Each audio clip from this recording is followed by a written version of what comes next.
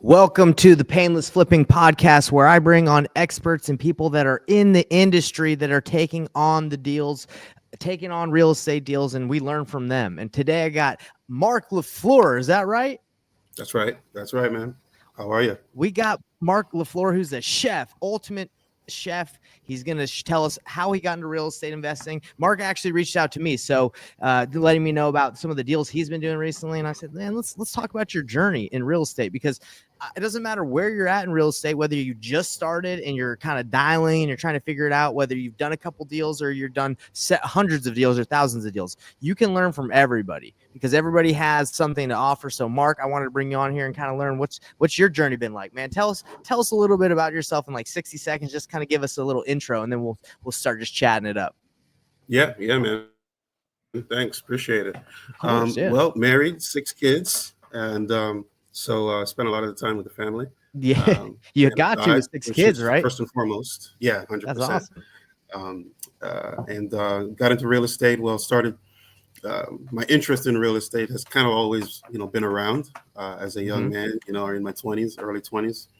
Around 2015, started listening to Bigger Pockets, a lot of Bigger Pockets all the time. Yeah. Basically turned off the radio anytime I was in the car. Stopped listening to music since 2015, more or less. Good for you, man. And That's just amazing. trying to listen to as much stuff about real estate as possible. So fast forward, like 2019. So I stumbled around for like 4 years, trying to do deals. Did 1 or 2 successfully with the help of a local mentor. But that relationship didn't work out, in the long term. But at least I knew the concept was real, so that was pretty sweet. 2000, that brings us to 2019, where I started taking it more seriously. And in 2022, May of 22, actually, I invested in a course. So up until this point, I was more doing houses, and I switched to vacant land after I bought this course here. And it's taken off like a rocket since then. So really since May 22 up until now, I've done the bulk of all my transactions, and I'm having a ball, making money. So it's Dude, great. I love to hear that, man. So you were doing houses and it was a struggle, right? Getting my teeth kicked in. Yeah. Getting your teeth kicked in. Where were you doing deals? Like, where were you trying to do houses? Miami. Okay. Yeah. And I'm in Miami, so my backyard. And when you went to lots, what did you do with lots? Like, is it Miami still or somewhere else? No, then I switched to nationwide because under the tutelage of my mentor, I was exposed to how really you can do a parcel of land. You can do a transaction anywhere. Right. You got to get somebody to take a look at it, but there's a lot less moving parts. So I'm open to buying anywhere, but primarily I'm in Florida right now, still buying lots. Yeah. So I want to hear about this. So you said in your intro, 6 kids. That's awesome, man. That must be super fun with the family when you get together. Yeah. What age, if you don't mind me asking, like what is the age range? Yeah. The eldest is 19. He'll be 20 in February. Amazing. And the youngest is 6. Let's go. Family, a bit of a range there. Yeah. I love that, 6, 8, 10, 12, 14, and 19. Amazing. And do they see you doing this real estate stuff? Are they interested, or what's going on with that? You know what, man? They see me working all the time. So, like I said, I'm still doing some part-time private chef work, and so they've always seen me working with clients. I'm coming and going, and doing my thing. I haven't had a regular job in over 10 years. I've been 100% self-employed. So they always see me moving and shaking. What's that? I'm assuming you like that because you've been doing it for a while, right? Yeah. I mean, I worked in restaurants, catering companies with other chefs for a long time. And, all that's good. That's good experience. But at the end of the day, I'm kind of a wild card. It's really tough taking orders from other people. It's just something in my DNA. I just don't like it. I don't like being told what to do. I'd rather do what I want, and Yeah. yeah, even if I make less money, I'm happier doing what I want. So Do you like to dance to the beat of your own drum, man? that's right, You like to be in charge. I like that. You know, I'm the same way. 100%. As far as the So, kids, you asked if they're mhm. interested. I'm trying to get my eldest, the 19-year-old, interested. Yeah, yeah. He's still a really young man. He's timid. He's not very outspoken. Hmm. He's kind of shy and stuff like Yeah. that. So you know what I mean. He wants to, like many young men his age, make money as an influencer on Mm, YouTube or like mm. drop shipping and all that stuff. And I'm like, okay, that's cool. Like I'm gonna support you either way. I'm trying to get him over to this side. He sees the checks. He's like, oh yeah, I want some of that money. But he's not quite committed to the process that it takes. Not yet. He just needs some more seasoning in life. So he'll get there. Yeah, yeah, and it's really hard to instill a desire in people. It really is, man. Like you either want it or you don't. But obviously, you can influence and you can show it by example. But to really get them to buy in, it's Hmm. that's what I do for work. You know, that's what the painless flipping apprenticeship is. We get people to buy in. And it takes time. It takes effort, right? Like it's Sure. even if people want it, then you got to do the work. And Right. then doing that work, you know It's a how whole that nother is. I story. mean, you've been Yeah. doing the work for 10 years. Like sometimes you want something, and you're like, well, dang, I got to do this to get it. You know, it's a lot. Hmm. It takes a lot. So let me ask you this. So about talking about that type of work and getting your son to do it, and he's like, oh man, I see those checks. What kind of work does it take to do the amount of deals you're doing, or do a deal? What would you say? Because I want to hear from your experience. Yeah. I mean, if you ask me, make 100 offers as fast as possible. If you're doing anything other than making 100 offers, you're wasting your time. Just make Gotcha. 100 offers. It doesn't matter where you get the leads, how that happens. You could screw them all up. Make 100 offers. I guarantee you're getting closer to your first deal. So just Now, just count that one metric. I love that. I love that. So let me ask you this, because in the I would say the house game, making a ton of offers, I don't see it being as efficient or effective because there's so much involved, right? Yeah. There's so much trust that needs to be involved. Like if the agent gets like a real estate agent has a listing and they just get a ton of offers, like a lot of the time they don't know who that is. They don't know if they can perform. They don't want to put their name on the line. But would you say there's a difference in just making tons of offers in land versus making tons of offers in single family? Yeah, there is a difference for sure. Land is just more transactional in nature in general because there's less emotion tied Mm-hmm. up into it. I say less because there's not no emotion. I have been cussed out by plenty of Yeah, landowners of who course. have told me that my daddy grew tobacco on this land, and my granddaddy grew tobacco on this land, and I grew Right. tobacco on this land, and I'm not selling for a penny less than X. Yeah. Fine. So that does happen. Nonetheless, it's less emotional. You get a lot of people who just don't want it anymore, probably going to lose it to taxes. They inherited it. They don't have any basis into it. So for them, it's just like a someday check because they can liquidate it at any time. So yes, it's easier in that sense, but Hmm. for sure, you still have to build some rapport. You have to have the person that you're talking to know, like, and trust you, Of or course. else that Yeah. offer doesn't mean squat. So Oh, okay. yeah, there's a Got little bit of that. Yeah, for sure. So let's preface. I'll preface this for when you're making offers. It's not just like an auto generator just sending multiple offers. You're making legit offers where you're talking to Yeah, someone before you make the offer. absolutely. Yeah, I don't just send out offers blindly. Okay, I know some, like, that's pretty popular in the land game, like sending that's what blind I thought offers, you were doing for some reason. Yeah. and I never got into that. Um, Primarily because mail is expensive. So It is I've expensive. spent like Yeah. $8,000 on direct mail when I first got started, like Yeah. with that mentor, and I did do 3 deals off of it over the course of a year. Okay. But I basically broke even. Like I was profitable, but like I made like $1,000 when it was Like all said and over a done. year's time, right? Yeah. So the Yeah, mail. over like 12 to 18 months. Yeah. And Because they the don't all mail. call Yeah. at the same time. Exactly, right? So mail hits at different times, right? Like at least the deals. Hmm.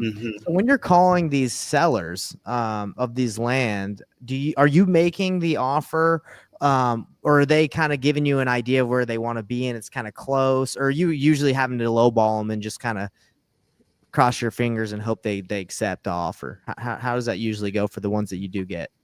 Yeah, well, so I am not talking to sellers as much these days, Mm-hmm. but I can speak to when I was. So yeah, Mm-hmm. I'd call them up and I'd ask them, "Hey, you're interested in an offer on this property?" And they either say yes or no. And if they say yes, I just try to kind of confirm a couple of things about the property.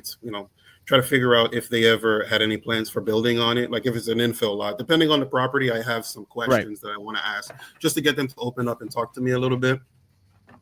And then I always ask them, not as quickly as possible because I don't want to seem aggressive, but Right. pretty early on in the conversation, I'm asking, yeah, well, what do you want for this thing? Right. And I don't know how many, more often than not, they don't throw a number out there. They're like, well, you called me. Yeah. Yeah. Okay. Because I've a heard lot that of times before. in wholesaling, they sometimes are in the money, right? Like they'll say, I just want this. And it's like, all right, that's already a deal. And those are like low hanging fruit. And so I don't know if like your experience has been just like a lot of the deals that you've done, or like people, you happen to call at the right time and you're in the money, or it's like, okay, I had to, build rapport, make the offer that was lower, and then, go from there. So yeah. Yeah, What would you say to that? building rapport, make the offer that was lower. I guess a handful of times it's a lay down, and then I still negotiate them a little more, Of so course. I Yeah. don't make them feel like they won or they left Right, money on right. the table. Yeah, you never want to Um, give if it's a lay down, they say, I'll take 90 for it. And you're like, okay, sounds good. They usually are like, wait, hold on. Maybe I can get more for it. So you yeah, don't never want to do that.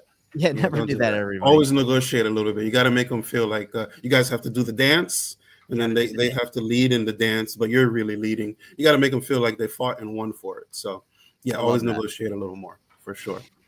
But That's these amazing. days, Yeah. just Yeah. to Tell me expound what a you're little doing bit these on days. that, Yeah, yeah. these days my website's bringing in the majority of the leads, and these leads are hot and ready. Hot and ready like Little Caesars. You know what I mean? They raised their Wow. hand. They filled out 2 forms on my website, and they're waiting for a call.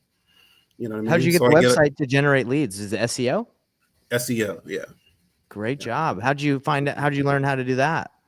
I had been doing it for my other business, the chef business, Okay. so I've been doing it for over 10 years now. So So you I'm no you know how to stranger roll. to it, and I know that it's effective, and it doesn't create the volume of leads that you'd expect, but Of when they course. do come through, they are ready to go, man. Like they're kind of like PPC or PPL leads. You know what I Of mean? course. They're just like they're they're reaching out to me, so I have an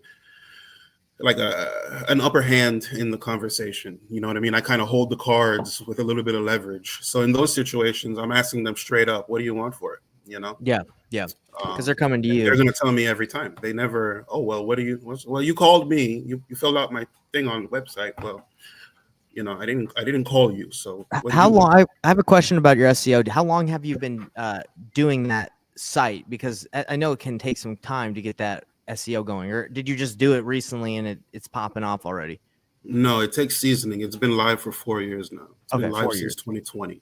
Okay. Yeah. So 2020. And what was the SEO that you did around it? Was it like specific location, like hey, land? Are you saying nationwide land? Like what? How did you go about that? Concentration on vacant land and mobile homes in Florida. Okay, so specific. You weren't just nationwide. That's too broad. You had to go specific.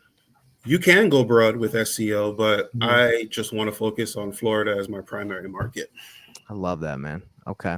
Well, dude, I've learned a lot from you, man. So tell me, I know you reached out and I'd love to bring people on, but I want to know how we got connected. I know you reached out, but how did you find out about, what I got going on? I know Yeah, you said, yeah, let me know. well, I listen to a lot of YouTube, so I always have. So I love it. probably 2 to 3 hours of educational content on YouTube, kind of stuff like what we're doing right now, just people talking Yeah. about their story and what have you. Just picking up nuggets and inspiration. And since I don't have like a local community of people really doing it, it's nice to hear other people and what they got going on, Right. etc. So I can't remember when I first heard about you and your stuff there. Maybe it was on a Jerry Norton. That's yeah. Me But and Jerry are pretty that's tight, nice. so I probably came through Jerry Norton's, and then you probably Maybe. found me that way. Yeah. Yeah, yeah. You were talking about how you do your thing and your approach to the business and so on. And I really resonated with that. Excuse me. I really resonated with that. So, I stole some of your stuff, of course, and I Yeah. implemented it into my Love business. it. And I hit you up because I was actually interested in the JV, or not JV, but the marketing agreement or whatever documentation that you have Right. to give That's to right. buyers. Hmm. Because um, and correct me if I'm wrong, but from what I understand, you kind of work with the buyers a little bit more intimately, depending on the deal, and then you have them sign directly, and you have this agreement, and they pay you. I can't remember if it was outside of title or inside Yeah. of title, but not on the HUD or whatever it was. I wanted that documentation because I'm doing that now, and it's more on like a handshake. They always Yeah. send me the Yeah. money, but I kind of just want some paperwork just because, like, you know what I mean? Like, I'm doing it Yeah, with I more I new remember people, you. I do so remember now that you asked me for that. So this is yeah, what I do. I work when I have a buyer that I know wants a deal and it's a handshake. I create an invoice on my CRM. I have a okay, CRM that you can create invoices. You can create an invoice anywhere, right? sure, So I create an invoice and then I send it to them in DocuSign or PandaDoc, and I put my signature and their signature at the end of like $5,000 or whatever we're agreeing on, right? For the consulting fee. Does that make sense? okay, I yeah, send that over to them. I sign it, they sign it, and it says blank is agreeing to pay this buyer's agreeing to pay this for the consulting fee. I send that to once we sign it, we send it to the title company that the deal is closing on, and the title company knows what's going on. In the description of the invoice says my invoice information, like for not my invoice, my wire information. So when the deal hmm, closes, the title company just wires me the money, wires me the gotcha, funds. yeah, So it's an invoice that's sent to the title company, and the title company knows what's going on because the seller is like, the buyer's like, yeah, this is this is who I'm working with. This is a consulting fee. So they pay it hmm, out. So you never have to worry about like your buyer kind of paying you because the title company's in the loop. And hmm, if they hmm, don't want to get the title company like to disperse the funds, then I would kind of be a little cautious about that. I'd be like, well, why not? That's how I usually do it. But right. if they're like, oh, I'll just give it to you later, that's fine. Like if you have a good relationship. But for me, it's just easy. It's just like, hey, when the transaction closes, just the title company will just send me the money. It's easy. Right, right, right. Because buyers, they're like squirrels, man. As soon as they get that one nut, they're on to the next one. They're like halfway done with it. They drop it. They're running back and forth. And sometimes they don't mean to kind of like keep you waiting. Yeah. Yeah. But Agreed. that you don't always get paid right away. I learned that the hard way. Yeah. But yeah, I close outside of title with like 2 or 3 buyers, and sometimes those buyers we close inside a title as well. I Yeah. recently had a title agent tell me like, "Hey, I need an agreement." And I'm like, "We've done like 3, 4, 5 of these without an agreement, but now you Right. want one, and that's fine." So that's why I started like thinking, all right, let me just always have it go through title. I'll always have the HUD as well, so I can keep track of my deals for tax purposes and just Right. for proof that I'm actually doing the business. And so that's how we met, and you were gracious enough to ask me to, just kind of share what I got going on here. So I appreciate it. I love it, man. Yeah. So I hope what I said helps you. I think like if they want an agreement, that you could say that technically is an agreement, right? Like it's Sure, it is. paperwork that's signed. If they want something a little bit more exclusive, you could write something up. But it's mainly it's a consulting fee. That's it, Got it. right? Got it. Got it. So yeah, man. Well, it's been a pleasure, and I want you to stay in touch. And I know that I've learned a lot from you and from the way you operate the business, and I know a lot of people have as well. So if anybody wants to reach out to you just to connect, where can they hit you up, man? Yeah, I mean, you can give me a call or a text. My business number is 954-613-6115. That's 954-613-6115. Or you can shoot me an email, info@hitpropertygroup.com, HIT propertygroup.com. I like Um, it. Either one of those be the best way to get in touch with me. And if you have deals, send them my way because I'm buying anywhere in Florida. Don't send me that retail stuff because I don't want it. Go find a builder. Bring me something at 60% of conservative retail value that can be supported by comps, and I'm your buyer all day long. And we got a fan. We got a fan for you. You got Manuel. I think that's how you say it, Manuel Rank. Such an inspiring video. Mark's ability to balance being a personal chef and wholesaling real estate is amazing. Thanks for sharing his journey. Man, you got a fan Sweet. out here, Mark. Thanks, Let's dude. go. I Yeah, appreciate man. it. You said this was your first interview, but hey, you crushed it. So I guess watching all those other interviews, you learn how to get it done, you know? Yeah, I guess so. I guess so. I mean, at the end of the day, I'm no stranger to talking to people. Yep. So Yep. Well, congratulations, man. Always inspiration to learn from others. And I'm proud of you for taking action. And one day I know your kids are going to see, obviously, all the hard work you're doing. You know, they're going to get into real estate in their due time if they want, right? Or maybe they might right. be an influencer. Who knows?